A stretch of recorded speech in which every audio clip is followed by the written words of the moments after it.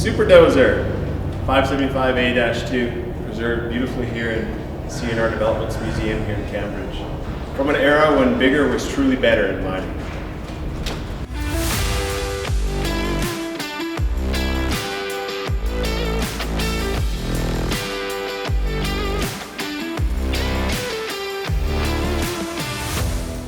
Two Komatsu D575a-2 dozers that were owned by Kaipara worked at the Stockton Coal Mine, New Zealand's largest open-cast coal mine. The Stockton Mine is located on the west coast of the South Island just north of Westport.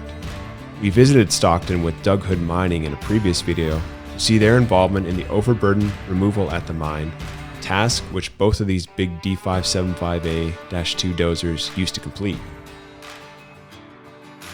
Our first dozer is located on the North Island in a town called Cambridge and is serial number 10020, preserved beautifully at the Ross Brothers Museum, who owns C&R Developments, a company which we visited in another previous video. So here she is. You walk through here and then you're greeted by the 90 cubic yard blade of the D575a-2, and so nicely displayed is a graphic of when marketing was actually fun back in the day. Super Dozer, the big kahuna. So you've got a guy surfing on the blade. This is when marketing was fun, when you could actually do stuff like this and put it in brochures. But this blade is huge. I'm 2 meters tall. I'm a pretty tall guy, but as you can see, no match for the 575 blade.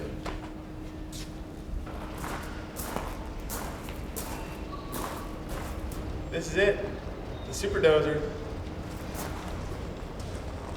Tracks too. We asked Komatsu.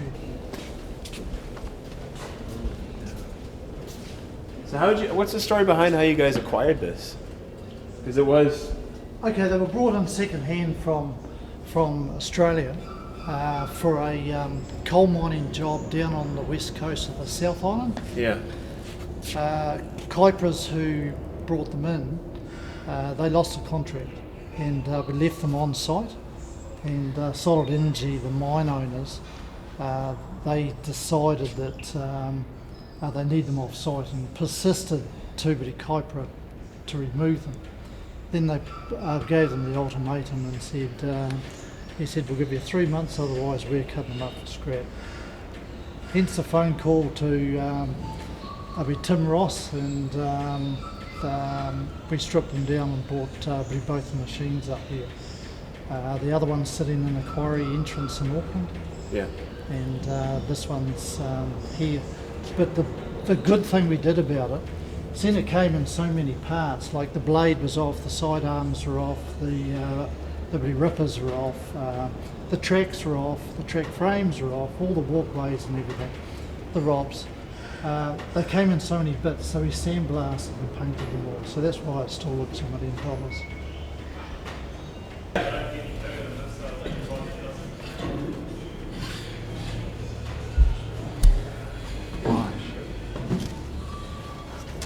A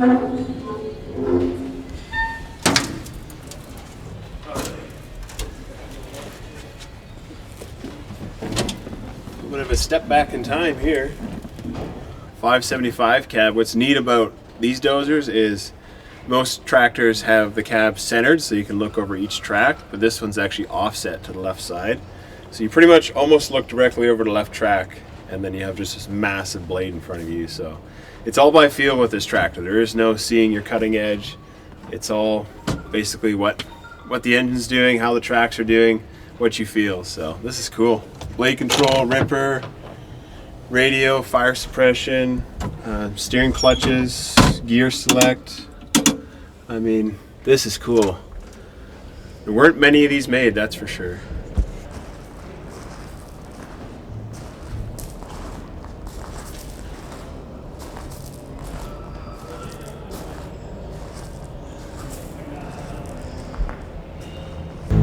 Super Dozer 575a-2, preserved beautifully here in C&R Developments Museum here in Cambridge.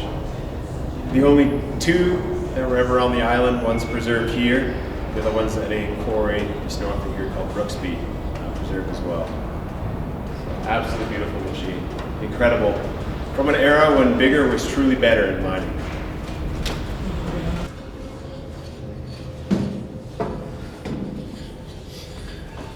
When these dozers came over, they were in a Super Dozer configuration, meaning they have a larger blade for pushing material. But Komatsu New Zealand actually outfitted them with a ripper. So they took the counterweight off and put a ripper on.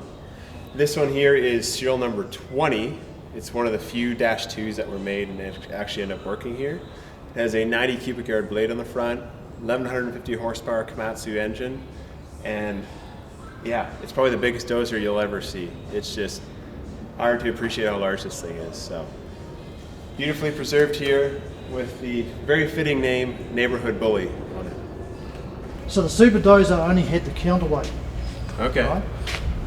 The Super Ripper had these rippers, Yeah. a smaller blade, shorter track frame, and that was all. Or there'll be different final drives, and that was it. You just don't need that type of power for the ripping. Mm-hmm.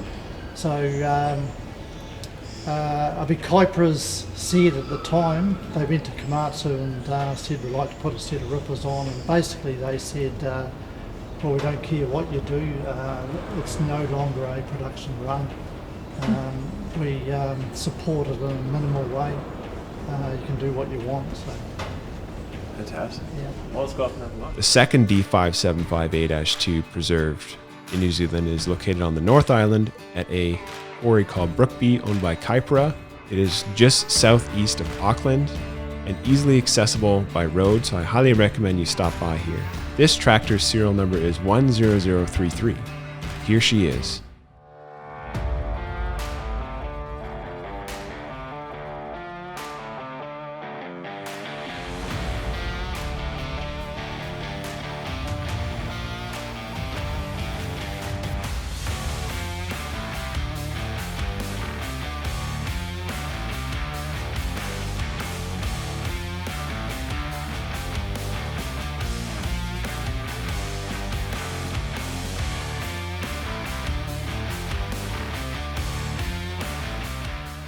So this is one of two 575s preserved here in New Zealand.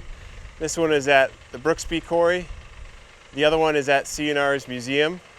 This one, of course, being outdoors, is a bit more weathered. C&R's has been indoors, has been repainted and a bit refurbished a bit more. But both of these dozers were brought over from Australia for a stripping contract that Kaipara had at the Stockton Mine. Two of these worked at the Stockton, and again, they're both preserved at the end of the contract when their fate was perhaps maybe the liquid torch or hot torch. So here they are preserved. So this is the blade on the D575a-2, 90 cubic yards. As you can see, it's more of a straight blade than a U or semi-U, and the sides of it actually help hold material in front of the blade, but absolutely massive. One could almost surf on this, as the advertising implied. Absolutely huge.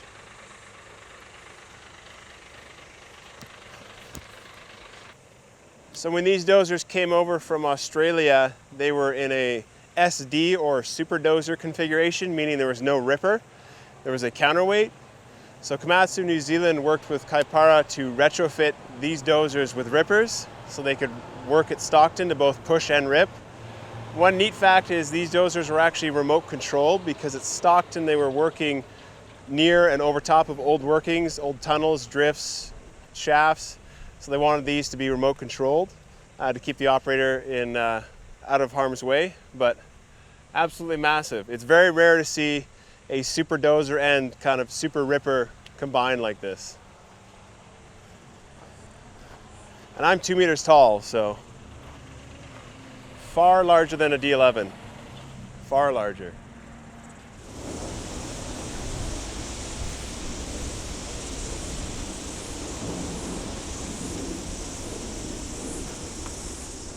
Another piece that's preserved here at the Brookby Quarry is Kaipara's WA800, aka Godzilla, as they call it here locally. This machine actually helped build the Auckland airport way back in the day. So quite a bit of dirt, a bit of significant dirt has gone in and out of this bucket and helped millions of people get in and out of the country. But it's so cool that they've actually taken time to preserve a bit of their history instead of scrapping something like this, which is what the fate of most older equipment usually is. It just gets scrapped.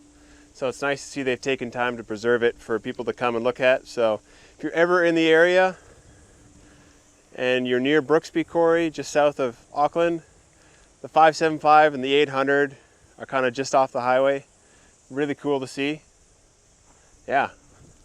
I also like how there's a cat tooth on a Komatsu machine.